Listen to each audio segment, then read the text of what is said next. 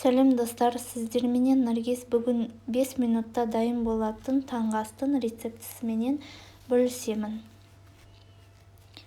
Қажетті заттар: аскөк, лаваш, тоз, бір жұмыртқа және де ірімшік. Лаваштың бетіне жұмыртқаның сарысын жағамыз. Оның үстіне аскөк саламыз.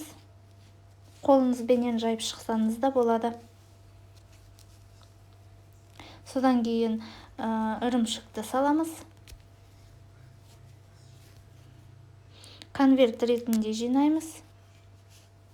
Қызып тұрған табамызға екі жағынан қызарғанша пісіреміз.